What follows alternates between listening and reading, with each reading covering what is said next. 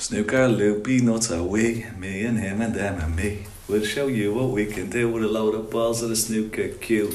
Pot the red and screw back for the yellow, green, brown, blue, pink and black. Snooker Loopy, not a we. We're all snooker loopy. Cheers, boys.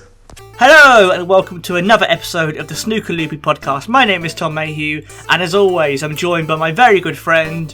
It's the Thunder from Down Under. He's after those ranking points. It's Joe Hannard.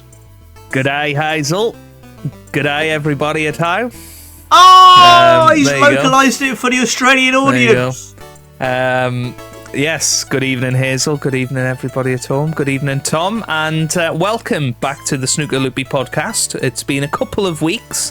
We have had a little break from it. I know, I was busy for a little bit, and then Tom's been busy. So this is the first chance we've actually had to come together. Obviously, we'll be talking about Q-School today, Tom, and reviewing our predictions. And I know lots of people at home were enjoying that, but sort of in another crazy world, Snooker Loopy podcast has gone a bit nuts recently, hasn't it? In terms of popularity on our new channel, and all to do with Pot Quiz, Tom. Yeah, well, Joe managed to grab the Pot Quizzes from the iPlayer or wherever it was, and he's popped them on our channel because it feels relevant to our channel, because they're kind of little comedy features that the BBC do, and no one else had put it on YouTube. So me and Joe both went, well, we may as well pop it up there. And in my head I was like, might get us a couple of hundred views, it might get us 10 or 20 subscribers, but somehow we've rocked it up. We've got more than a 147 in terms of subscribers. It's really shot up on YouTube. The numbers on Acast as well, and Spotify, all that stuff has gone up a little bit as well. So we've got some new names probably on board. I mean, much like the tour, Joe, I think we've got some new listeners on board, which is really exciting. Yeah, no, and welcome to everybody. I hope you enjoy your stay here. But just to give you some idea of some of the numbers here, Tom, and I think there was just a particular sweet spot where Stephen Hendry had John Parrott on his channel, just as I released the Stephen Hendry Pot Quiz, and then very soon after John Parrott Pot Quiz. So it sort of all came together. Stephen Hendry's Pot Quiz now has 6,914 views, just to put that into perspective. Judd Trump has 4,600. John Parrott has 2,300. World champion Kyron Wilson at 2,075. Jack Jones, world runner-up, 1,967. Mark Allen, 1,753, our new world number one. And episode 1 of Pot Quiz, which was with Sean Murphy, is the least viewed episode at 1,716. And that is just in contrast to everything that ever happens on YouTube. Episode 1 always does the best, and then it just dives after that. But for some reason, nobody liked the Sean Murphy one. That's the lowest views, but absolutely crazy. And thank you for your support with that. And there's more to come. Obviously the BBC have done a lot of features like that, and we are going to try and dig around the archives and just put them in a central place for everybody to enjoy. It's not copyright intended. It won't ever be monetized content. Soon, hopefully one day the channel will be monetized. We will be turning off adverts straight away on those type of things, because we're not there to earn money off it. It's because people like me and Tom like to go and watch those old things. Like, we want to be in 2035 reminiscing about John Parrott running around a table for nearly 2 minutes. And, I've been in a bit of a glut of watching old episodes of Big Break recently, and that wouldn't be possible if it wasn't for people, uploading old footage and not making money from it, but just having a place to sort of archive these things, I guess, that wouldn't be available anywhere else. Well, shall we quickly dive into a very rarely broadcast section on the podcast, our section Lights, Camera, Jackson Page. And Joe can quickly give us his little roundup of what he's thought of the episodes of Big Break, because you'd not seen that many of them, had you, Joe? No, I mean, it's a bit before my time, to be honest. It ended in 2002, so I was about 5 when the last series came out. But it just sort of popped up. I think because I'd been doing all of the pod quiz stuff, it kind of thought BBC snooker, and then sort of spitting that out in the algorithm as it does. And I actually, we watched an episode with T, actually, one night, just put that on, and it was an episode with Ronnie, Ken, and Stephen Hendry, so it was quite a good lineup, and, you know, Jim Davidson was with his edgy jokes there, and it was very of its time, I think. But John Virgo was incredible. I was actually blown away by how good John Virgo was at presenting. And there is a channel that's uploaded a whole host of old episodes of Big Break. So, you know, just search Big Break and you'll find full episodes of it. They've got Christmas specials. They've got all sorts, and it's just a nice little bit of background stuff to have on if you're doing a little bit of work or, you know, pottering about. Yeah, highly recommended, but I thoroughly enjoyed it. But I did have the snooker song earwormed into my head for the next week or so after watching those. But, you know, it's all good fun. If anyone knows anyone who was on Big Break as a contestant, I'd love to chat to them. I'd love to get like the behind the scenes kind of insight into what it was actually like recording it, and to how much the contestants actually know or even liked snooker. Because I imagine there would have been a real variety between some people who would be ecstatic to meet John Virgo, and some people who presumably just applied for every TV show going, and secretly they wish they were on Blind Date or something like that. Well, it just absolutely baffled me how little the contestants had to do, really. You know, they had to answer the odd few questions, but and obviously the losers of the first round go and do John Virgo's trick shot, which I always found a bit bizarre. But yeah, it's all about the snooker players and John Virgo, really. So it's very funny that there's 3 contestants an episode that end up, you know, winning something or other along the way for not really doing a lot. So the forfeit is that they do the trick shot? Yeah.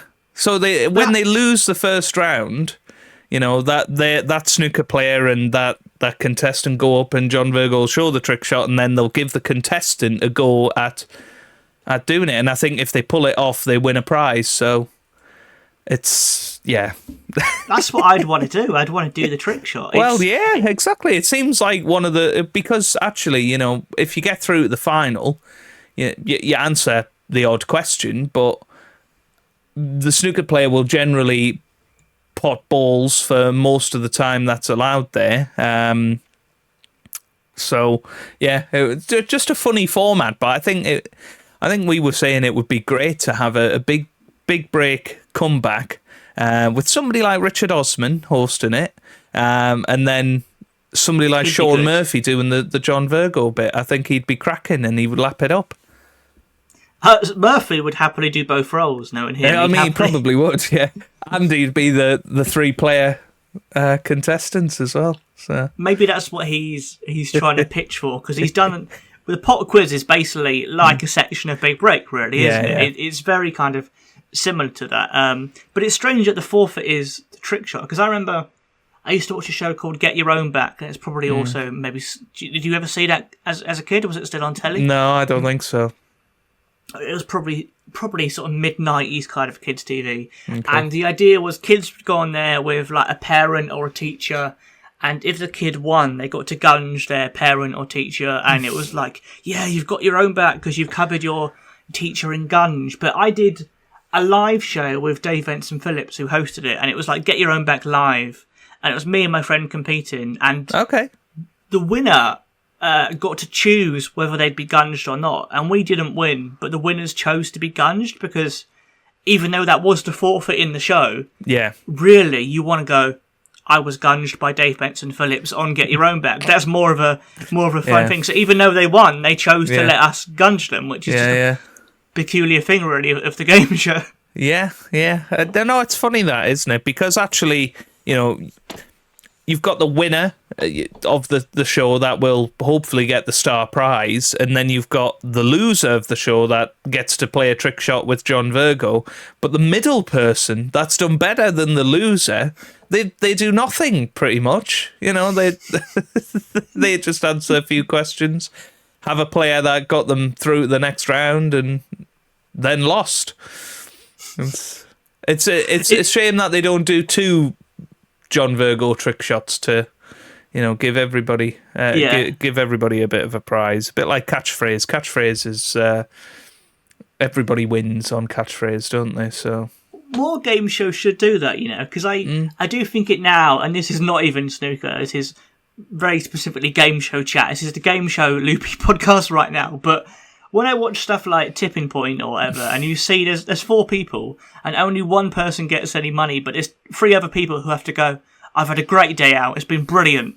And I'm like, you've wasted a day of your life, you've not had a great day, mate. It's probably, you're probably really annoyed at yourself. Yeah, just like, I've hated today, I wanted to win money, I lost. I want to go home now, actually. Yeah, somebody should get to take home their 150 quid that they've won from Tipping Point, Yeah, well, because I think so. Yeah, especially on ITV shows, and I mean, I always think Pointless is the worst one for it, because you get some pairs that get through to the final, are absolutely perfect, play the game brilliantly, and end up with £1,000. Like, and if it's rolled over for 14 days or whatever, then that's a big prize pot for somebody that might not be as good a team to win. It just doesn't make sense to me. There should be a standard prize for winners, and then other people get to take home their 250 quids for getting pointless answers,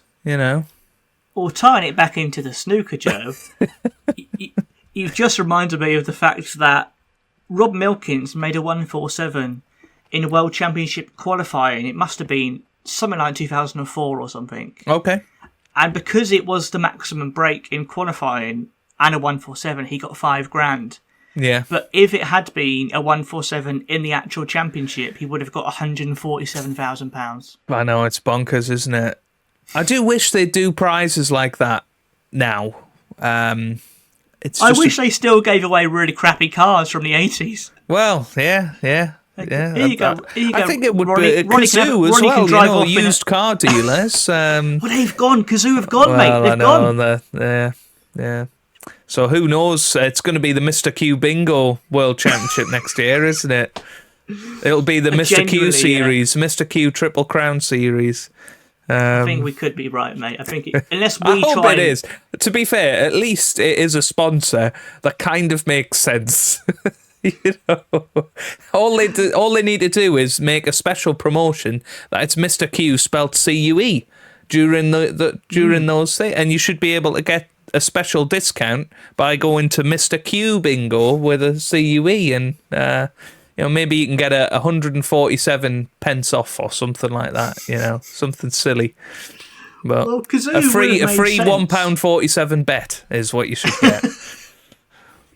But Kazoo would have made sense if whenever a player won a tournament or got a 147, they got like a really old Ford Escort from the 80s or something, and they got to drive home in it.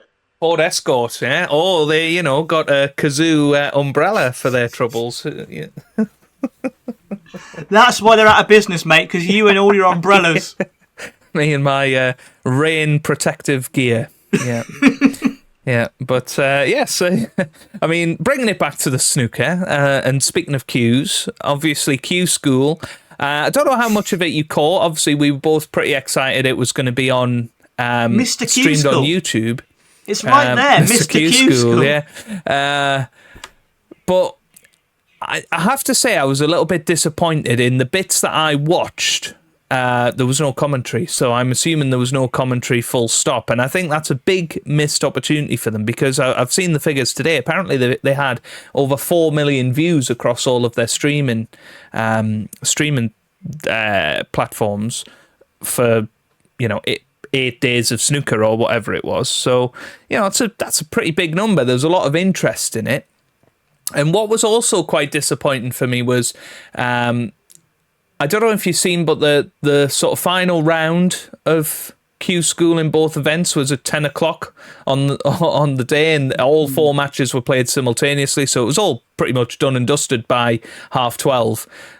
Why didn't they just do every match as a televised event and make a full day of it? It could be Judgment Day, but a Q-School, and they're only best of 7s, and I know that it's not the best standard. More on that in a bit, but what were they thinking? It was just really bizarre that they had a full day, presumably booked out at this theatre, or not theatre, but venue, and yet they decided to play them all at once. You could only watch one of the matches, and if that match was over 4-0, you didn't then switch to the other matches. You just got what you were given. It was just a bit bizarre for me. Yeah, the whole coverage was, let's call it what it was. It was lazy. It was really, really lazy, because what's interesting about Q-School is that apparently it has been streamed before in China for betting markets. Okay. So it's always recorded, it's always streamed. And this year they made a big thing of going, we're going to stream all these, we're going to put it on Facebook and YouTube. But then, as you say, no commentary, no kind of coverage, no... there's a few interviews uploaded separately to the YouTube channel, which was something, but generally, the lack of commentary is a real, just bizarre decision for me, because I think there should be a Q-School for commentators. If you want to train someone up to be a commentator, you pay them 50 quid, so they do it on Q-School. Do you know what I mean? Well, and we would have done it for free, Tom. We would have done it for free. Absolutely. We would have. Exactly. So I think that's what that should be. It should be a Q-School for commentators. But not only that, but the coverage. There was one match I watched where the first match ended and then it rolled over into the next match. And I think it was halfway through the second frame, but the players at the bottom on the scoreboard were still the players from the last match. It still said, you've won 4-2, and there was players playing. And you're just watching it and you're going, that's such a... ridiculous.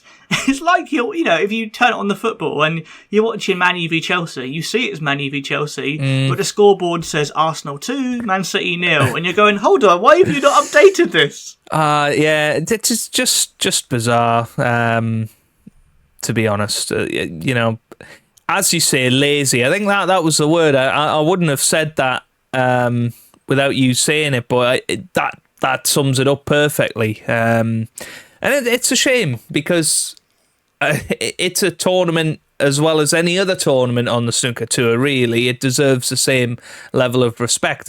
When they've put commentary over the Virtual World Snooker Championship final with Rainy Lamb and Mattitude, and it was a 4.5 hour match for 5 frames or something, I think it's fair to say they should have at least had commentary for the final round. I'm not saying necessarily have it all the way through, but at least the final round. And I think that idea of making a big thing of this is Judgment Day, these are the 4 matches. We've got 1 at 10, 1 at 1, 1 at 4, 1 at 7.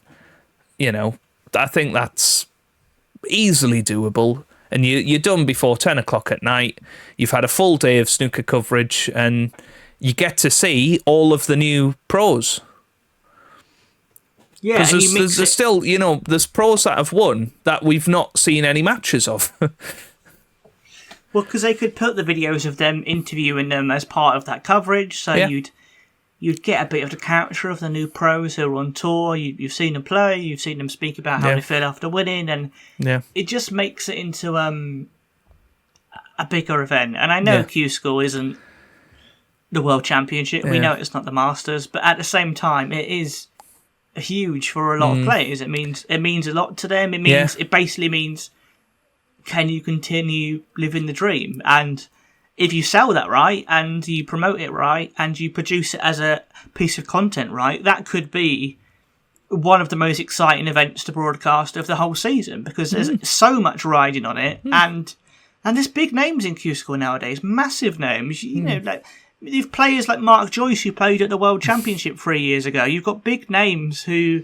Yeah. James Cahill was in there. You know, all these big, and Barry Pinches, all different people. Tony Knowles. Tony Knowles, who he actually won a match show. He did very well, and we should maybe use that to roll into the actual results of Q School, Joe. And I'm going to make a prediction right now that you have won the prediction contest, and therefore by making that prediction, at least I've got one prediction right today. So I'm pretty happy. Well done.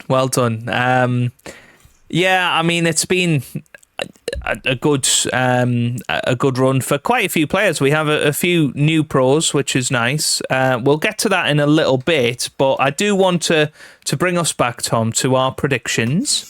As you say, our prediction contest, and the rules, as we've stated in the past, we're going to give 10 points to any perfectly correct prediction who have got a tour card, and then anybody else, we're going to basically count how many matches they won, and they get 1 point per match won. So I guess it is technically possible that somebody could have won more matches and got 12 points, for instance, but it's very unlikely. So we'll go with your picks first, Tom.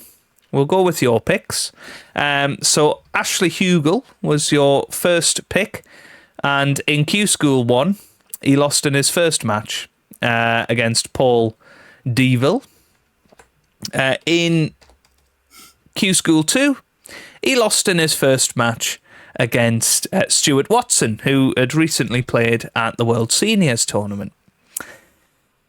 So good start. Quickly, I will interject that Ashley Hugel, I chose him because he was ranked 67 in the world at the end of the season. But if anything shows you how tough Q School is the fact that he failed to win a match. Yeah. Next, you went for a player that lost at Judgment Day, Jensen Kendrick. And he did a little bit better in Q School 1. He won the first match. He was 3-1 down against Edward Jones, but did and needed a snooker in the decider. Won that 4-3. So that's 1 point for you, Tom. He beat Matt Williams 4-1. He beat Ryan Davis 4-2. I've got a friend called Matt Williams. I don't think it was him. I don't think it was him, no.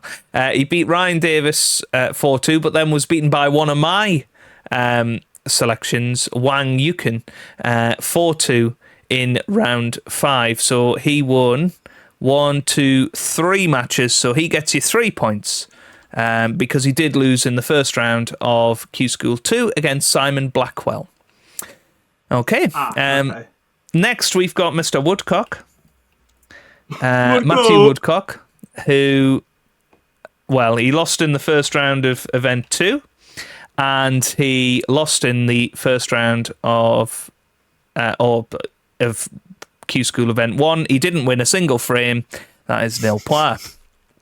Oh, he's a floppy Woodcock. he's a very flaccid Woodcock. I think you wanted him to be a bit more turgid. If Matthew Turgid Cock enters next year.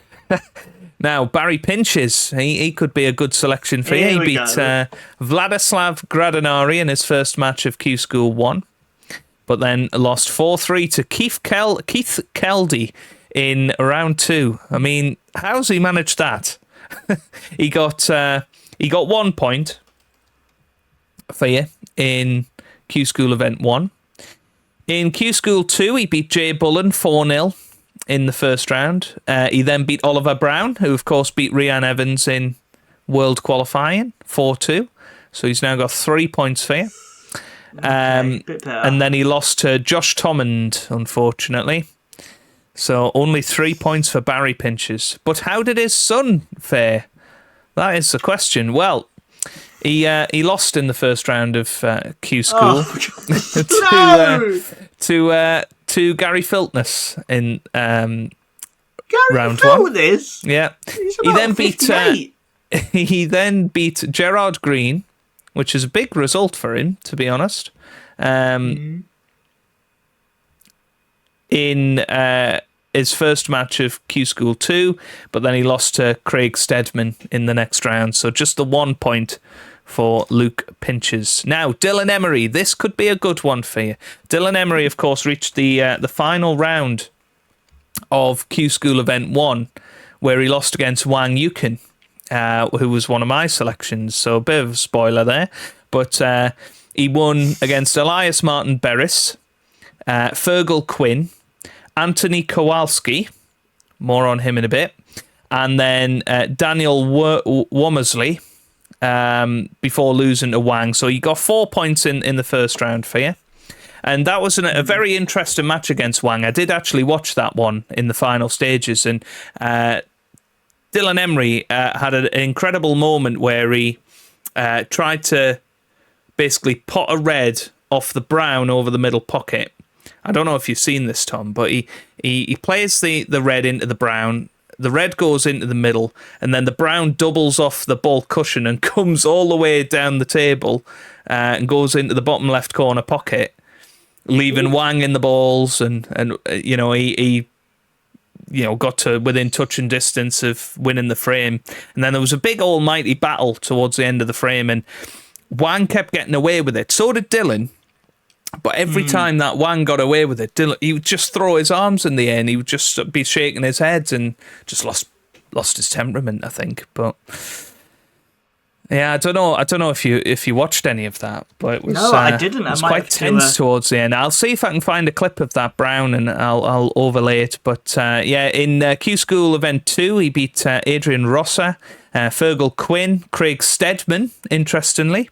So that's 3 points, but then lost to Chris Totten in that round. But he does get you 7 points, Tom, because he won 7 matches at Q School this year. So that's a decent total for you there. That's my best one so far. Your best one so far. Now, I don't know if you remember who else you picked. I know I picked Craig Steadman because I had 2 of my people playing each other. Let's do him again now then. So Craig Steadman, he won his first match in round 1 against Stephen Wardropper. Yeah, he dropped the bomb. He then beat Jamie Curtis Barrett 4-0. So he's won 2 in event 1. Then lost to Hayden Pinney. So that's 2 points for Craig Steadman in Q School 1. In Q School 2, he beat Nigel Clark 4-1. Then he beat Luke Pinches 4-3. Then he lost to Dylan Emery. So it was a real that's just hard luck. Unfortunate case of your guys were beating each other. Unfortunately, the friendly fire, I think it's called in the business. But yes, 4 points for Craig Steadman. Now, can you remember your last pick?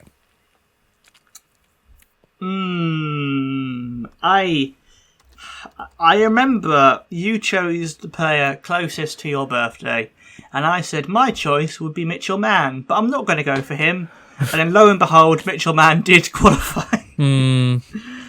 I think my last pick was who did I go for? He wasn't your last pick. Steadman was your last pick. He was your second to last pick, this guy. Oh, I'm not sure. You have to let me know, Joe. It was Alexis Pampouris. How could I forget? who actually won his first match against Imran Puri. Pampouris. But then he lost against Jamie Curtis Barrett. And he lost in the first round of Q School 2 against Simon Bedford. So that brings you to a grand total, Tom, of 19 points. It's a pretty disappointing run from you, I have to say. 2 nil points with Woodcock and Hugel. I can't believe Hugel, though. Hugel could have been a big scorer for you. Luke Pinches only got 1, as did Pampouris. Barry Pinches 3, Jensen Kendrick 3, could have done better. And Dylan Emery, very, very close. He got 7, but Craig Steadman, just the 4 as well. I know you backed him on his previous success at Q School, but I want to know who was making the draw. I blame them entirely for this. Absolutely. It's a Mr. J. Hannard was in charge of pulling up the balls, was he? Okay. Yes. It was JP, I think. JP, he's never heard of any of these players is the problem. I mean, neither have we, to be fair.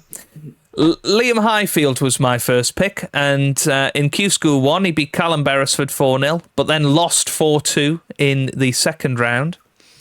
So 1 point from event 1. From event 2, he beat Faizan Mohammed 4-2 in his first match, but then he lost to Andres Petrov 4-3. So Liam Highfield only scored me 2 points. Yeah, How disappointing. Shock, isn't it? How That's disappointing. Now, Alan Taylor, you might remember, I backed him based on, much like you did with Stedman, he's got through Q School a whole load of times. Lo and behold, he did it again. He beat Chris Totten 4-3 in Q School 1. He got himself through, so that's a big 10 points. Our first correct prediction, Tom, of the whole event. You might remember my third pick was a certain Dick Pipe. Yes! Unfortunately, Dick Pipe failed to get himself up for it. He lost 4-0 against Fergal Quinn in round 1. He lost to Daniel Womersley 4-2. So he did get 2 frames in that match, but he did lose in the end. So 0 points for Richard Pipe. I also picked a podcast superstar in the Lincolnshire Sausage, Stephen Hallworth, who again didn't really show his best form at Q School. He lost 4-1 in his first match of Q School Event 1 against Gerard Green, and then in Event 2 he did a little bit better. He beat Brandon Sargent 4-2. Then he beat Rory McLeod 4-1. Very good result there. Then he beat somebody called Uma Dickme 4-3, and then lost to Lewis Uller 4-3 in his final match. So unfortunately, Stephen Hallworth is not going to be on the tour next season. That's a big shame for Snooker Loopy fans. No sausages on tour. He was handed a particularly tough draw. Gerard Green's very hard. Yeah. Rory McLeod is a very tough opponent. He was unlucky, really. If he'd got another player's draw, or even if there was a third Q School event, I'm sure he'd be back, and hopefully he'll be back very soon. Yeah, fingers crossed. You might remember you picked a father and son relationship in your team. I've got brother and brother. I've got Halim Hussein and Hamim Hussein. So this is going to be quite tricky to work out who's won what. But event 1, we'll start with Halim. So Halim Hussein beat Kian Dennett 4-1, and then went out to Wang Yukin 4-3. So it was a good result, really, for him to push a tour player that close. So that's 1 point from Tour Event 1. He then beat Andy Marriott 4-1.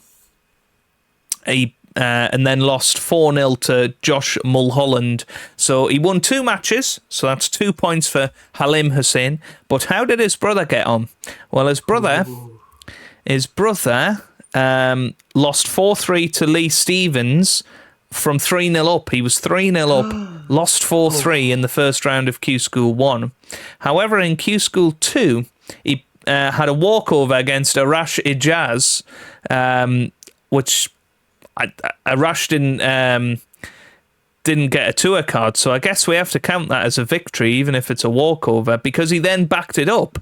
He beat Alex Clenshaw 4-2, so he got himself through to the next round, beat Daniel Womersley, who's done pretty well in Q School, got all the way to the last 16 of Q School Event 2, lost to Simon Blackwell in the end. So that's 3 points for Hamim Hussein. So between the Hussein brothers, 5 points. We'll take it. We will take it. Very good. Now the next one, we've got Florian Nussel, who is a very good player. He beats Gary Milne 4-1, Dean Layson 4-1, Peter Devlin 4-2, so that's 3 matches, but then he lost to Caden Brearley 4-3 in the end, so just the 3 matches won in Q School Event 1. In Q School Event 2, he won his first match against Nicholas Montreux 4-2, and then lost against Mark Joyce. So 4 matches won for Florian Nussel. And finally, Wang Yukin, of course, we've already talked about him, beat Dylan Emery in the final round of Q-School Event 1. So he gets the big 10 points for his victory there. And that brings me, Tom, to a grand total of 34 points. Oh, my God. That was I'll take that. I think that's a decent performance. Obviously, the maximum you can score is 80, so we're nowhere near our maximum scores there. But I'll take that. I had some fairly solid picks there. Real consistency. I think most of your players picked up at least a few wins. Yeah, they won a couple of matches. I mean, you take out Alan Taylor and Wang Yukin, that would have put me on 14. So, had Dylan Emery beat Wang Yukin, it would have been a lot closer, I think. But, well done to you as well. You had some good ones. A few 3s and a 4 of just, maybe we need to do a few less woodcocks next year if we want to. No, to be fair, Joe, if you did more woodcocks, I would have won. So I'm all for you doing more woodcocks, more Tony Knowleses, more Imran Puris, more Simon Bevs. But just to wrap up, who got a new tour card? We've got Artemis Zizins, who is Latvian. He's going to be the first Latvian pro snooker player.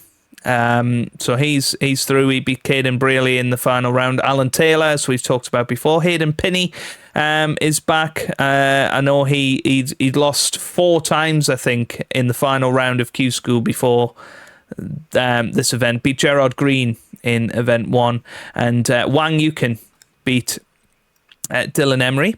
In Q-School event 2, we had Anthony Kowalski, who beat Simon Blackwell, Polish player. He's going to be on for the next couple of years. Chris Totten returns to the tour. Got to the final of event 1 and then won in event 2, so he must have won. Well, he did win the most matches at Q-School, so fair play to him. Farak Ajab is back on. He beat Julian Boyko 4-1. And Mitchell Mann, as we've already mentioned, he beat Josh Tommond 4-2.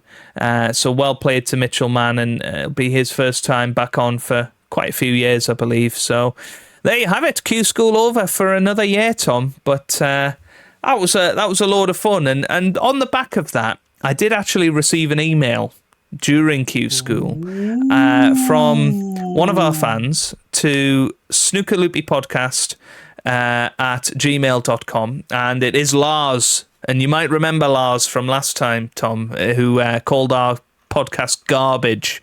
Let me just remind everybody of that. What country is he in this time, mate? Is he in Latvia? Well, wait for it. So, Lars said, "Good afternoon, Hazel. Hope my email address isn't being filtered straight to the garbage. If it is, fair play. On the off chance I get through again, I wanted to follow up on your Q-School prediction episode. Never before paid attention to this, but now I feel motivated to do so after listening to your episode. It'll help prevent serious snooker withdrawals this summer. I'm thinking there ought to be some limitations on how many previous pros one can pick. I think you had 5 and 4 respectively, so my self-stipulated rule is a maximum of 5 former pros, and the other 3 have to be funny picks or otherwise stand out for some reason. That's pretty much what we do, to be fair.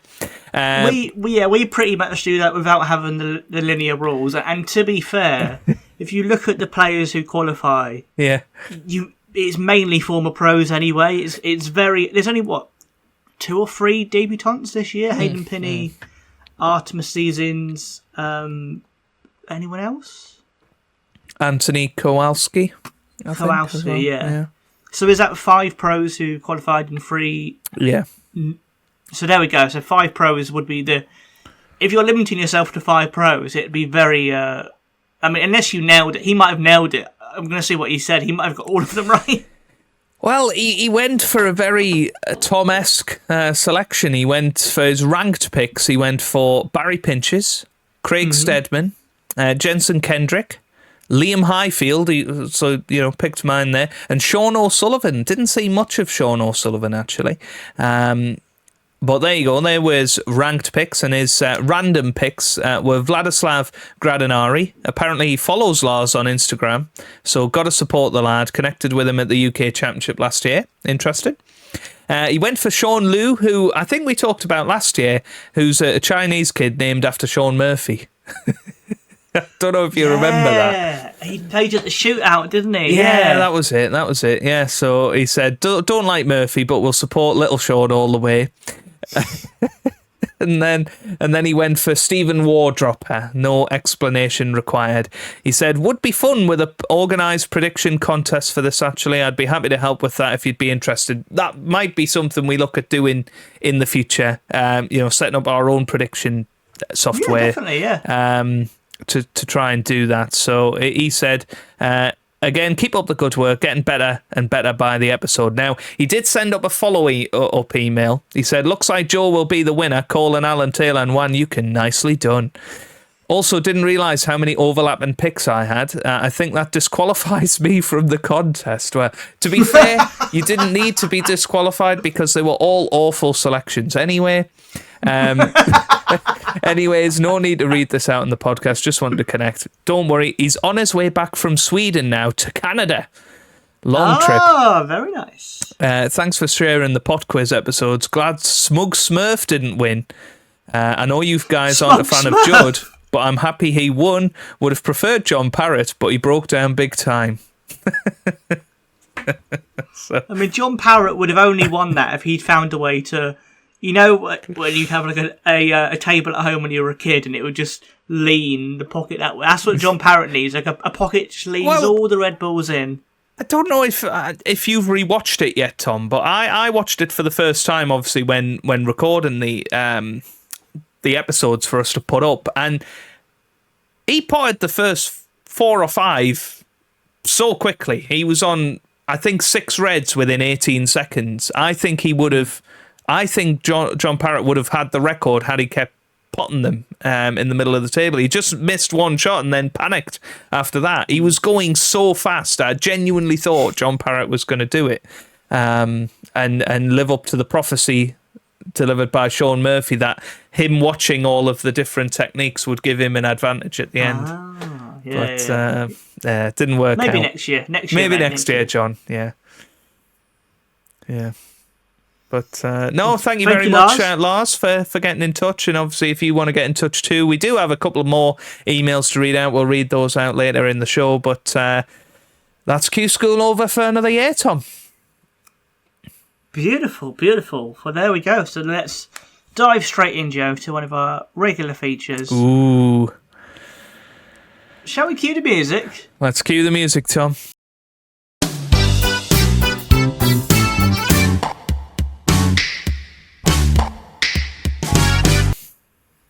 Something a little bit, I mean, I say different. In a way it is different, in a way it's the same nonsense as always. What I've got for you here, Joe. Oh, God. Here we go. We've covered before the snooker legends' attempts to perk us all up during coronavirus. And I was looking for if anyone had done a cover of Snooker Loopy on YouTube. And I found this, Joe, on YouTube, which is Snooker Loopy coronavirus parody.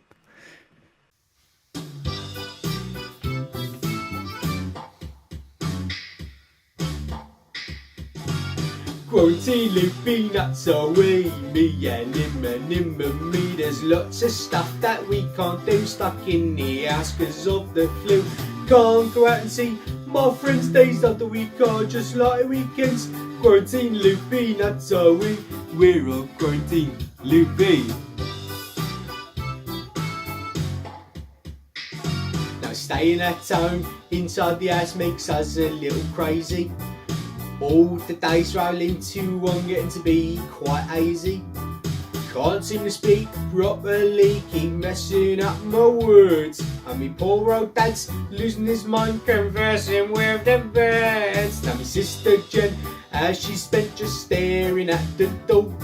And me mum's going mad, she started to hang her pictures on the floor. And just the other day I caught it to this isolation brain freeze. Didn't get dressed cause I couldn't open up the wardrobe with my house keys. Quarantine Loopy nuts, so we and him and them and me. Round the house in just me pants, everyone laughs while I have a little dance.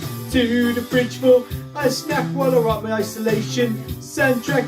Quarantine Loopy nuts, so we're all quarantine Loopy.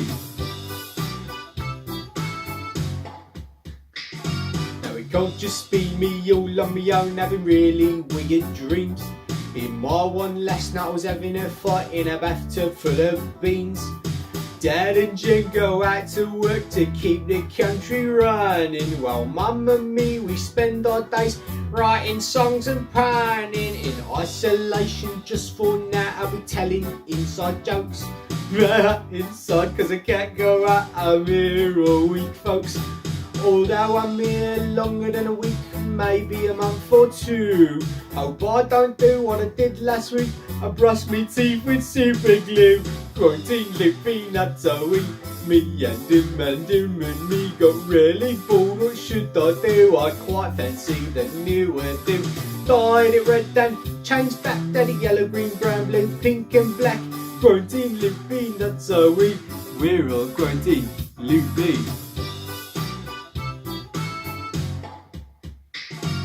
Got so bored that we thought we might do some arts and crafts. We even tried playing board games, Monopoly and drafts.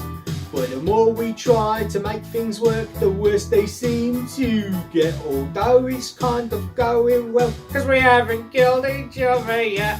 Quarantine Loopy nuts, so me and him and them and me stand and clap outside me door, but I can't remember what I'm clapping for.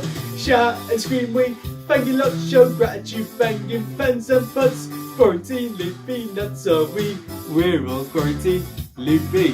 Quarantine Loopy nuts, so me and him and them and me. Cornflakes normally suffice, but I accidentally ate breakfast twice.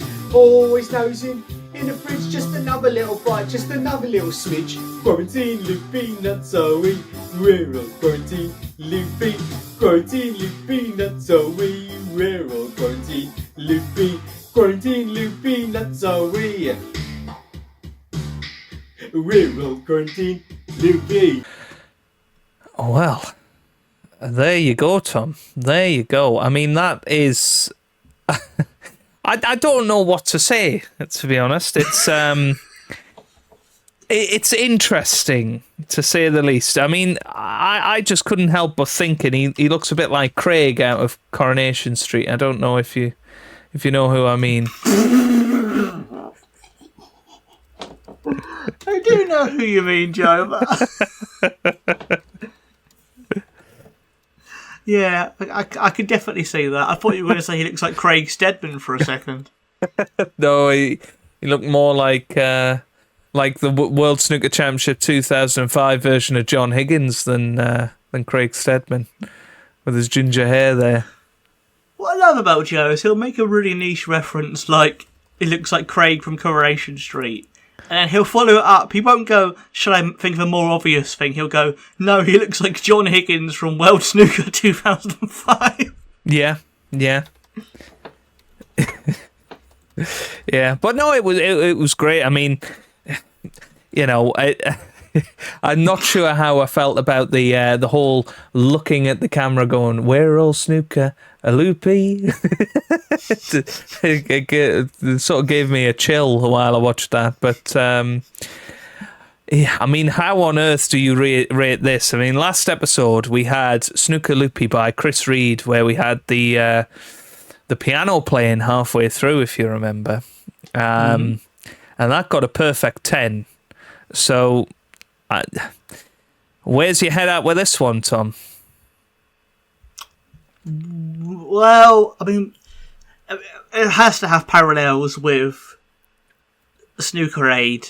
I can't remember the official title, but a similar well, era. We called it Snooker Aid. It should have been called Snooker Aid. Yeah. I mean, probably Snooker Aid nowadays would be Sight Right. That's probably more what people would think when they hear Snooker Aid. Or Q-Line, Tom. Q-Line. Don't forget Q Yeah. line. Oh, have you got that? Yeah, there we go. Joe's recently bought a little tool off of Lee Walker, Lee Walker's Yeah. Q line Yes, yes. that Joe's going to use to turn into Sighting you up, Tom. Sighting you up. Oh, well, that's terrifying me. I want to get that man back with his eyebrows going, Loopy. Loopy. All the time. I like that he did the voices. He went, oh, we're stuck inside Yeah, now. I mean, he was clearly a fan of the song. You know, he knew it off by heart.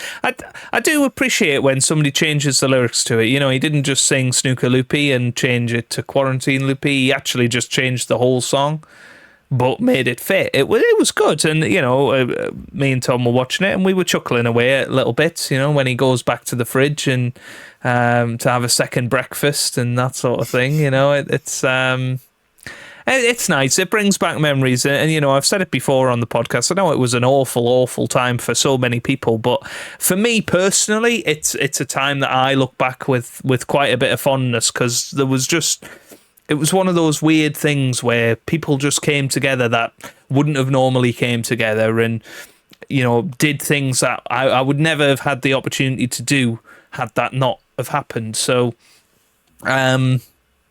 you know, it does bring back some happy memories in a very difficult time, I think. Quarantine Loopy was recorded in April, so we'd been in quarantine for about a month then, or lockdown, whatever you want to call it. And that is how quickly we all went insane. It was we'd been inside we were for a in the month. midst of playing matches on a Snooker 19. As if our life depended on it, Tom. Well, I mean, Joe definitely was. We'll maybe segue into that after we've given this a rating. So what were we giving it, Joe? What did we give Snooker Aid? Because that for me is we both the gave barometer. Snooker Aid a 6. Okay, I think I would give this the same sort of rating as... Actually, no, I'll give it a 7, because he changed the lyrics up. He put his own spin on it. Okay. And it did make me laugh, so I'll give him a 7 because he mixed it up, and I appreciate the heart that's behind it, and it's just someone messing around to cheer people up for a rough time. So yeah. No, absolutely. I think I agree. I agree with you. I gave it a bit more because of the changed lyrics. I gave it a 6.5, so it averages out at 6.75. That puts it above Snooker Loopy by Dennis Taylor, interestingly enough. What? And on what? and on what par. What did we give Dennis? You gave him a 7. I gave him a 6. Oh God! I mean, not to sound like, you know. Can we have a re-election? Can we have a referendum on that vote? Count. I think we do need a second referendum for Dennis Taylor's Snooker Loopy. But it puts him on par with 147 by Alex Higgins. So I think that's fair enough. So yeah, puts him mid-table, actually into 21st place with that, which it's unbelievable to think we've thought of 20 better songs than that. Although I must stipulate that at least 8, 9, 10 of those are Snooker Loopy. So... Does this count as a version of Snooker Loopy? It's a parody? I mean, I've called it the Snooker Loopy coronavirus parody, so, you know... Yeah. It's not... that's fair. Yeah.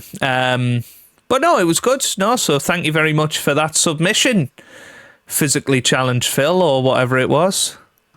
It was physically... I mean, he didn't submit it. I found it on YouTube. I know. He might get in touch with the podcast and go, can you please never mention my song again? I don't know. Or he might...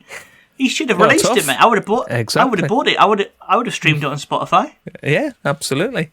So thanks for that, Tom. That was a good find. But we do need to branch out away from Snooker Loopy at some point. we do. But what you did mention, Joe, the Virtual Snooker World Championship. Of course, we've not really talked about it at length because, amazingly, over 4 years ago now. I can't really believe how long ago that time in our lives were. But over 4 years ago now, we took part in the Virtual Snooker World Championships, where 16 gamers on the PS4. Was it 16 or was it? No, it was 16, wasn't it? Yeah. Was it 8? 16. Yeah. 16 gamers on the PS4 all were assigned a different pro, and during when the 2020 World Championship was supposed to be, instead there was a Virtual World Championship where people played a little mini tournament, and the winner got a free trip to the Crucible and got to meet Mark Selby. And me and Joe were two of the contestants. Yeah. We both got to the quarterfinals. I was representing Judd Trump, and Joe was representing Mark Allen. Yes. And we I have could see actually got behind you. Do you want to go and pop over and... Oh, you can actually reach it leaning over. Oh. Yeah, he's dropped Mark Allen on the floor. Drop Mark Allen the pistol's on the floor. gone off. I can't quite get the message that Snooker Loopy wrote. Not Snooker Loopy. Snooker 19 wrote, but I will read it to everybody. It said... Oh no, I'll maybe get a picture of it and overlay it. But yeah, I've got my Mark Allen version of Snooker 19 here, and I mean that's a really cool thing that nobody else in the world has, and I think that's really cool. And obviously you've got a Judd Trump version of it, unfortunately for you, but I did see, Joe, once that whoever was Ding Zhonghui, that version appeared on eBay. Did it? Yeah. You should have said I would have bought it. I would have bought it. 100% I would have bought it. Really? Yeah. I'd love to have all 16 of these. That would be amazing. I can't believe, Tom, that you didn't bring that up. Oh, it must have been before we were regularly podding, mate. Otherwise, that would have been... That would have been a great cue of the laughter, wouldn't it? You've bought... I mean, yeah. I mean, how much would you pay for it, Joe? Considering I've got... Have you got different prices for different players? I mean, you know, obviously Ronnie would be the big one, wouldn't it? But, I mean, I'd pay a decent amount for it. I'd pay more than I should for it, to be honest. But, yeah. There's no secret messages on it on the inside, which I find rather disappointing. But yeah, yes, we took part in the World Championships, and I mean, you've it was in a bit of the podcast that I don't think I included in the edit from during the World Championships, and you said you took your defeat pretty hard, Joe. Yeah, I did actually. Yeah, I mean, you know, I think looking back, it was crazy because I think I was one of the only Snooker 19 content creators out there, and I mean, I know I've spoken to the eventual champion Rainey Lam, and he said he thought I was the favourite for the whole tournament actually going into it, and I think I should have done a lot better than I did. You know, when I look back at it. But it was the aiming aid none of us had ever used before, if you remember. But weirdly, after that, we only played on that. I think. Well, you know, in terms of competitive online stuff, and you know, it was one of those where it just felt so much pressure, and I think because Snooker 19 is one of those games where, if you play safe and leave a long pot on, they're just going to pot it. You know, it's not like real life snooker where there's a chance that they're going to miss it. So that meant that we played a lot of roll-ups, but they're so difficult to play on Master Plus because if you miss it by a millimeter, it goes completely in the wrong direction. As you found out when you missed the black over the pocket. You know, but happy times. It was just fun. You know, I was because I also felt robbed, to be quite honest with you, because there was a moment. You know, I'd got Mattitude in I played a really good safety. It was 1-1 deciding frame. I think I was 28 up with 35 on the table. I just needed the red to win, to get through to the semi-final. And waiting in the semi-final was somebody called Geometrico, I think was his name. And you know, I'd seen some of his matches because we were also commentating on these matches as well, and you know, I thought, well, I'd fancy myself to beat him to get through the final, which would have been awesome to get through the final. And I will say just at this point, if anyone wants to watch any of those commentaries, there is a playlist on the Snooker Loopy podcast YouTube channel where you can relive the tournament. You can watch us. It was, I commentated, Joe commentated, Chinny popped up. We had a nice little community of us all kind of it was worked great, together. Wasn't it? Yeah. Because Joe did a Virtual World Championship the next year, and that's also on the channel. And it's kind of, very similar to this podcast in that it's just us having the laugh, chatting about snooker, really, wasn't it? But yeah. But yeah, I remember I was 28 in front, and I'd got him in a really tough safety to get out of, full length of the table, and he'd clearly missed what we used to call it missing the power bar. It makes no sense because you didn't miss the power, you just missed the sweet spot, didn't you? And he'd hit the red all wrong, and the red goes over the pocket pretty much, and the white's just trickling, and then the pink snookers me.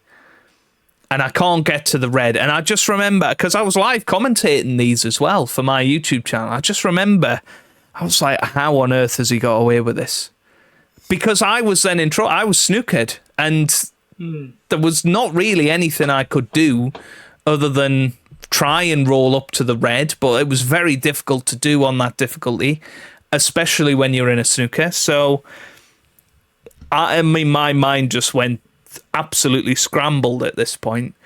And then I got out of the snooker, didn't leave him anything, and then he got away with it again. And then I was in a snooker, had to play a swerve, and then knocked the red out and left a long pot on, and lo and behold, that was my last shot. But I couldn't believe I was that close. One roll of the cue ball, and I was through to the semi-final. I think had I got through, I don't think I'd have won the tournament. I think Rainey Lamb, is a very good snooker 19 player, particularly on that difficulty. He is an incredible player. In the final, we talked about it before. It was an absolute slog, the final between both of them. I think there was a high break of about 35, which is unheard of for snooker 19, really. So maybe I could have won it, but yeah, I was absolutely gutted.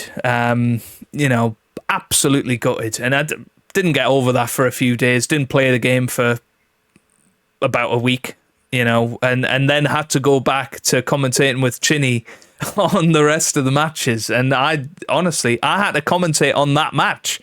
And Chinny was watching it because obviously we didn't know what was happening in the matches because we didn't watch them. We just sort of played them all offline, didn't we? And then uploaded the footage, and they sort of spliced it together, and then eventually sent it to Chinny, I think. And we sort of commentated over that footage, from what I remember anyway.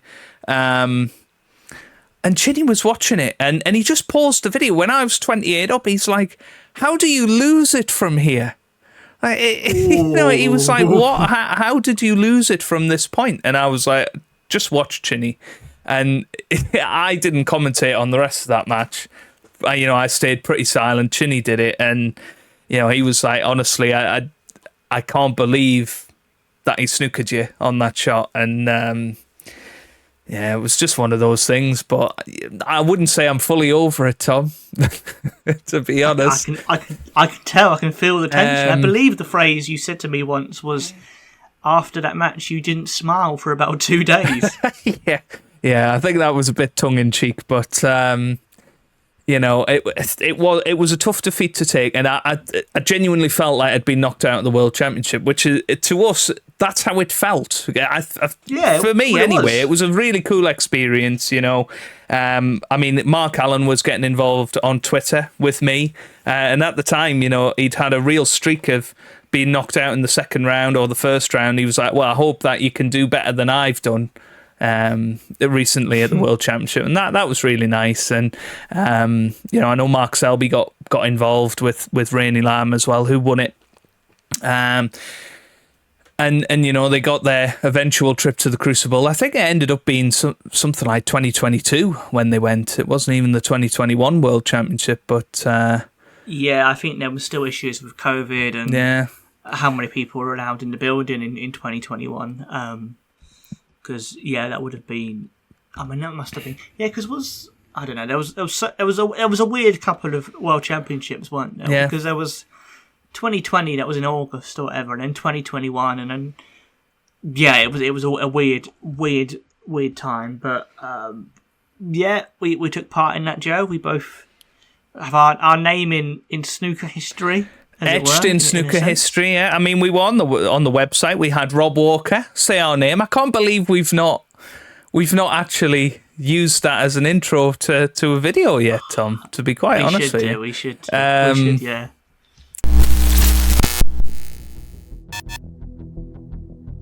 Round 1 continues at the virtual Betfred World Snooker Championship.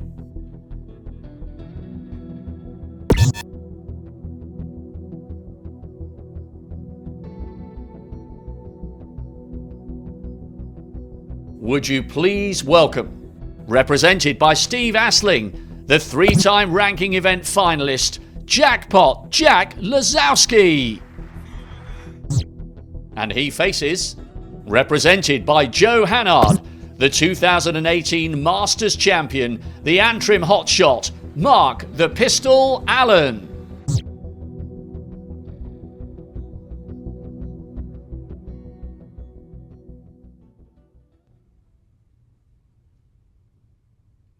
But yeah, you know, it was a great time. I'm certainly not bitter about it. I would say I'm not over it because I feel like I should have won that match, but I'm not bitter about it. You know, I don't think every time I see Maditude's name, I'm like, curse Maditude. You know, he played really, and he got to the final at the end of the day and lost in a deciding frame to win the whole event. So, you know, he was John Higgins, I think he played as. So it was nice to see John Higgins get to the final. And yeah, it's just one of them things, I guess, isn't it? And, you know, we'll something we'll never do again, I would imagine. So really cool to be a part of that. And yeah, so thanks to Snooker 19 for getting us involved in that. Yeah, and the team at Ripstone, I think it was them who organised it. Holly at Ripstone. Holly at Ripstone, very nice person. Yeah. Thank you very much. And Jamie at Ripstone as well. But I mean, obviously, I don't think either of them work for Ripstone anymore. But you know, with a lack of snooker video games, we'll probably never have that moment again. But we were the 16 that will have done an official World Championship on Snooker 19, and nobody can take that away from us. And we are going to be doing a deep dive on snooker video games as one of our summer episodes. We've got that lined up, had that lined up for a while, so we'll look forward to talking more about that then. But do let us know if any of you actually watched the Virtual Snooker World Championship. And maybe at the time you thought, what on earth is this rubbish? And now you're listening to two of the participants. Well, do make sure if you watch it, you do watch the versions that we did with commentary. Because once again, the official WST ones didn't have any commentary. And the ones we did off our own back for free... They have a lot more character, it's a lot more entertaining, and it's much more watchable for that reason. So do go check them out, because I'm still actually really proud of the fact, not just the fact we took part, but the fact that we put so much effort into both that and the Community World Championship the following year. Yeah. We really did take it seriously and want to make it into a entertaining, experience for people to watch, not just us to play in. So I mean, the second year that we did it, and you say that I ran it. I did run it in name, but there was a lot of people behind the scenes that were helping with that, which is what really annoyed me about certain individuals at the time. Sort of throwing it back in our face at how hard we were working to get that off the ground. We expanded it to 32 players that year, so it was a real World Championship tournament. We had all of the 32 players from that event playing in that tournament, and it was that was really good to be a part of, and again, probably something that we'll just never do again. So it's great to have done it, I suppose. Maybe we could do it again. If anyone out there has a small brand or business and you want to sponsor us to do the the Virtual World Snooker Championship in 2025, and we could be have the Mr. Q Virtual World Snooker Championship.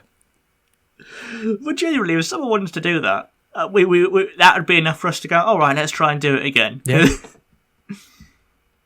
Or if WST want to do it again, you're more than welcome to. But make sure you invite us again, because, we want to be part of it. Absolutely. So, shall we cue the laughter, Tom?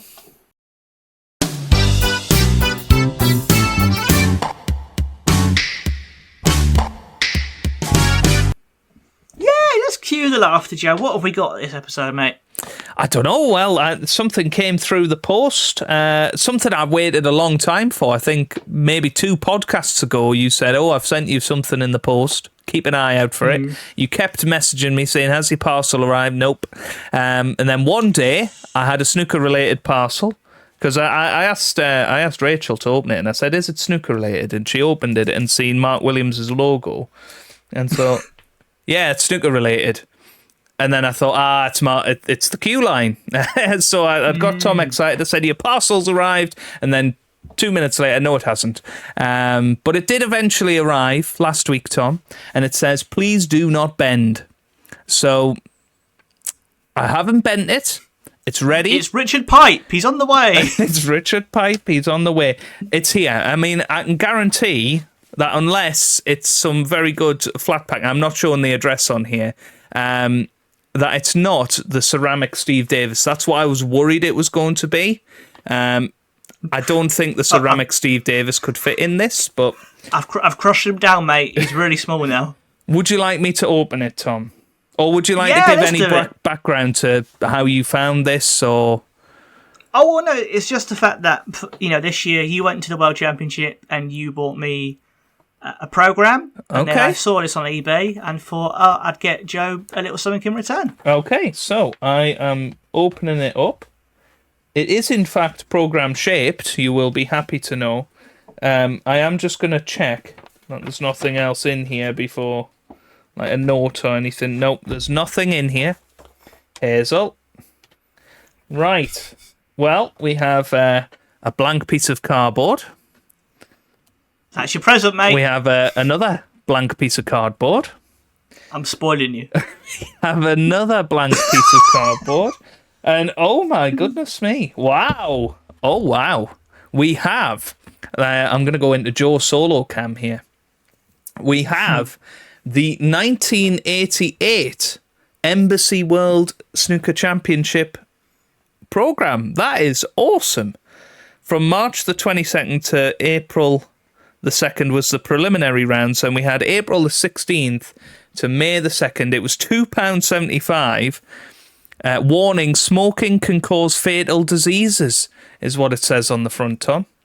It's a good slogan to get you into snooker. And that is from the Health Department's Chief Medical Officers, which I don't think it was Chris Whitty at the time.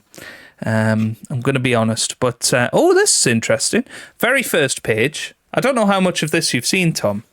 I've not seen any of it, mate. Well, very first page, look who we've got. Hey! It's Mr. Virgo. There we go. Mr. Virgo there.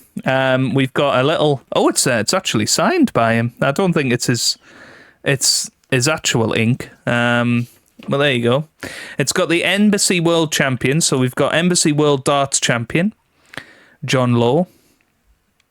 And then we've got the Embassy World Bowls Champion. And then the Embassy World Snooker Champion. So there you go. So in the contents, we've got the seeds. We've got the 15 seeds, including Dean Reynolds for next season's Q-School. Got amazing. John Parrott in there. Tony Knowles, seed 7. Embassy Snooker Celebrities. Ooh. Crucible Giant Killers. City Steeled for Stardom. Strachan's Gleaming Green Battleground. And we got the latest ranking table as well, so, I might even be able to test you on the top 16 from that year, Tom. Oh, no, let's not do that. I've already done bad enough today.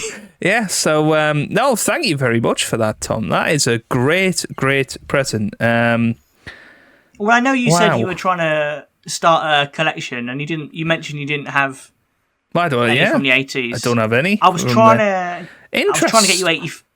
Wow. I was trying to get you 85, mate, but I was bidding it on eBay and it went for about 40 quid just because it's 1985. So well, I was like, this person has written in it, and you think, oh, he's written in it. What's he done? He's written in all of the results into the tournament tree. oh, that's what people would do back in the day. You'd go, you'd watch it, and it'd be like those football posters for the World Cup. It'd be like that. You'd write all your results. Oh, that's amazing. That's so cool. That is so cool. Snooker celebrities, Tom. Look who it is. Oh! It's another Cue the Laughter episode. That's sat over there somewhere. Really? Is it the same one that you've got? It is, I think so. Anyway, I'll double check that. But yeah, I'll have a definitely a good read through this, and I'm sure there's going to be some crackers for future Cue the Laughters. But thank you very much, Tom. Thank you very much for that. Just another 50 odd to go. Well, yeah. I mean, good luck. Well, no, because there'll be 50 at the Crucible next year. Yeah, so I must own about 6 now, 6 or 7. So, there's only about 40 to go, I think. So, yeah. But, let us know if you own any of these. I mean, obviously, if you're willing to give them away, then even better. But generally, just... do you own these, and how many? Do they go all the way back to 1977? I'd be very intrigued to know if that's a thing. I mean, if you have them from 1977, unless you're going to let us use them for free on the podcast, don't give them away. Yeah. Looking on eBay, they're the ones that. Some of the ones from the 70s are about 100 quid a program. Wow. Because they're so rare to get in really good condition. Yeah. But obviously, if anybody does want to send anything in to either of us, I'm sure we will set up a PO box at some point. But you can be assured with either of us, they will be well looked after and they will be, cherished. We're not just people that will show it for once and then bin it or whatever. And I can't imagine either of us would ever do that. So I'm sure we will do something like that at some point in the future, in case people want to send us random bits for Cue the Laughter. But they will be cherished with us. So thank you very much for that, Tom. It's a cracking piece, and good find.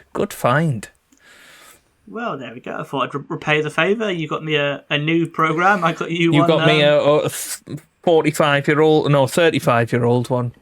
Yeah. Well, it said when I bought it, the guy said he'd owned it. He'd owned it since going to the championship. Do you know what I mean? So yeah, it's only had one owner before now, Joe. So it's been well looked after. Now it has a new owner. It took its time to get here, though. I think perhaps it went all the way back to 1988 and found its way back. Yeah, but no, thank you very much, Tom. Appreciate it. I did send you another link to something on eBay for Cue the Laughter. You did? Just because I thought we could do a mini one, because that was kind of a mini Cue the Laughter, because Joe's not had a proper look through the programme. So as another half of the Cue the Laughter, it's just a signed card by John Virgo I found on eBay, and it made me laugh. Yeah, okay. So I have I've got it up there for you, Tom. I mean, is it on the screen? It's on the screen now. And I've not made the mistake of leaving my address on this time, so it has got a random M15 postcode on there. I've no idea what M15 is, but feel free to send that person post. That would be quite funny if they think it's a Snooker Loopy podcast. But there you go, John Virgo, TV presenter / snooker player, autographed card. That's just like the Stephen Hendry. Are you really a snooker player? I have. What does it say, Tom? What does it say? It says, "I hope you watch Big Break." Oh, right. I hope you watch Big Break. Lots of love, John Virgo. Big breaks in capital letters and underlined. So clearly, someone asked him to sign it in the mid-90s or early 2000s, and he was like, "I've got to make sure they're watching me on Big Break." So I'll write it in big capitals. I hope you watch Big Break. Watch it. I just thought that's a very JV thing to do. Yeah, come on, Hurricane. Yeah. Yeah, no, it is. Where's the cue ball going? No, that's a cracker. I can't believe they're charging $9.99 for it, though, when there's not really any any guarantee that it is indeed John Virgo's. But good find. Two good finds there, Tom. Who's going to fake it? Who's going to pretend to be John Virgo? Apart from you, who's going to pretend to be John Virgo? True. Very true, yeah. That's a good point, Hazel. But no, Can you say, I hope you watch Big Break as John Virgo? Well, I hope you watch Big Break. Where's the cue ball going? And suddenly that card would now be priced at £15. There you go. But I thought to end off the episode, Tom, I would read out a couple more fan submissions to our email. First one from Matt. Lovely. Matt Rowney, our Middlesbrough person, fan. He said, "Good evening, Hazel. It's your favourite smoggy Matt here. I'm delighted to see the pod growing. You're both continuing to do such a great job. However, hearing Joe getting back into playing competitive snooker again has motivated me to do the same. I'm back practicing regularly, and in order to prove that smoggies are indeed better than Geordies, I challenged Joe to a best-of-5 snooker match, either at his local snooker club or mine, whenever he's back in the Northeast. It's time to settle this Northeast rivalry once and for all. Mar versus Goodspeed. Let's do this." And there you go, from Matt. And to be fair, he has been posting some of his practice on YouTube, which I have been watching. There's not a chance in hell that I am playing somebody that's knocking in nearly centuries in their second practice session back. maybe, if this queue line works for me, who knows? Who knows? But we'll have to. Is that why you ordered it? No. Did you got this email when, oh god, I need to order something quick? Better. Yeah, but no, definitely. I will hit you up, Matt, over the summer. He has already reached out on Twitter, so we will try and sort that out. Obviously, I do know Matt from before this. I'm not just going to go around the country playing every Snooker Loopy podcast fan. Don't get that into your heads. Please do that, Joe. But yeah, we also had. So thanks, Matt, for that. We also had Sam Jones get in contact, and you will like this, Tom. You will like this. Hi, lads. Some Fan Zheng Yi mail for you. Yes! It's catching on. Loving the podcast. Very entertaining listening. Joe. As a fellow secondary school teacher, he's a first-year ECT, which is newly qualified teacher. I often wonder how aware your students are of your Snooker Loopy-based YouTube antics. Do any of them listen to the podcast, or at least know you have one? Do you talk to them about snooker? One of my Year 9s also referenced K-Dot the other day, so clearly the kids are keeping up with Cue the Music, brackets, or Kendrick Lamar, one or the other. Cheers, Sam. So thanks for that, Sam. Great to hear from a fellow teacher as well. The short answer to that is they're very, very aware of my YouTube channel, and a day doesn't go by without them mentioning it. And I think sometimes they think that they're like getting at me as if I care. They're like, "Ooh, I went and disliked one of your videos yesterday." Cool. Yeah, I said I'll just, cry myself to sleep on the other 28,000 subscribers that I've got, and it sort of puts them in their place a little bit. But in terms of the snooker stuff, I've had one person say, "Oh, are you releasing another podcast?" And I think that was linked to me promoting it on the Captain Goodspeed channel. I don't think anybody's actually watched it. From time to time, people mention the snooker, but unfortunately, it's not very popular, I don't think, with the younger generation. From what I can tell, there are a few people that talk about it. And interestingly, more people talk about the darts than anything else. So, which I don't think would have been the case before Luke Littler. So that's what I mean. We need a Luke Littler of snooker to get people into it. But yeah, I don't think they know about Snooker Loopy podcast as such. But they certainly know about the YouTube channel, and some of the parents have even mentioned it to me at parents' evenings and things like that. So, You know, they're very, very like aware you're a celeb? of it. Sorry? Did the parents go, oh my God, it's Captain Goodspeed, Well, and they want you to sign stuff on Parents' Evening? I've got the other niche of that I'm a Geordie in a Stockport school, so, you know, it's very funny that all the parents sort of recognise me when again at Parents' Evening because I'm the Geordie one. So it's quite funny that I have a couple of niches that get me going there. But yeah, you know, none of them have ever said, "Oh, it's the Captain Goodspeed." They've not said that. But when we were having to do virtual Parents' Evenings and all of this was behind me, before the days of Stuart Bingham, I'm afraid, you know, I did get a few comments about that. But no, yeah. But thanks, Sam, for getting in touch with your fan Zheng Yi mail. We do enjoy it, and obviously, if you do want to get in touch, snookerloopypodcast@gmail.com. Or you can also get us at Snooker Loopy Pod on Twitter. Of course. And or just message me or Joe on our own personal accounts, or comment below on YouTube, and we'll have a look and read it out if it's. I was gonna say if it's legal. I don't know what people will be sending us that's illegal, but I meant if it's broadcastable, if it's relevant. Yeah. As far as I know, there wasn't any comments on the YouTube side of things. You know, lots of people telling Judd well done on his pod quiz, and I'm sure Judd will be delighted that people are so happy about that. But there you go. Excellent podcast once again, Tom, and thank you everybody for getting involved, and there'll be plenty more to come over the summer months, as we say. We'll be doing the snooker video game deep dive, and we're going to try out a few of the different online versions and see if they still work. But obviously we'll start off with Snooker 19, and we'll bring in some of the podcast heroes from that game, won't we? We will do, definitely, yeah. And we'll get... let us know if there's any particular matchup you want to see. We could bring it. We can do a Dominic Dale against Stuart Bingham. Yeah. Or Stuart Bingham against Stuart Bingham. We can't do.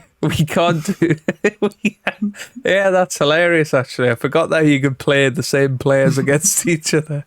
It reminds me. This is a really niche reference, but of another video game, and it was Star Wars: Revenge of the Sith, the video game. On PS2, and there was a game where you could sort of do Jedi battles or lightsaber battles, but you could do like Obi-Wan versus Obi-Wan, and like, but they would put in an evil version of Obi-Wan as like the second player. So I'm just imagining like Stuart Bingham, good version of Stuart Bingham, and then evil version of Stuart Bingham playing off against each other.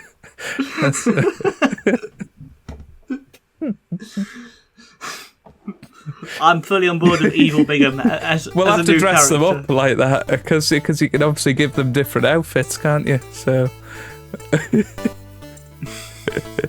but no, that'll be cracking. But obviously, we can't bring Stephen Wardropper or anybody. They had to be professional in 2019 for that to work. So, but there's plenty on there to get through, and we certainly look forward to doing that in the very near future. Lovely. That's all that's left to be said is that we hope you all enjoyed Q-School. I hope you're looking forward to the Championship League, which for some reason that starts in 6 days. Wow. I don't know why. Genuinely that comes back in 6 days, and it's the ranking version. I mean, bizarre really that that is already coming back, but hey, that's in the pipeline. Technically this is the first episode of a new season, I suppose. Yeah. Which is weird. Literally only last month we were at the Crucible, but somehow we're in a new season, which means we will be back regularly. You know, we're going to try and do this weekly. There might be the odd week where we miss a week, or we're busy, or one of us is ill, or whatever. But generally, we're gonna aim for weekly for this podcast. So I hope you enjoy it, and make sure you're following us on all the different channels. And we'll see you very soon. Anything else to say, Joe? Goodbye, Hazel. And we're all Isolation Loopy.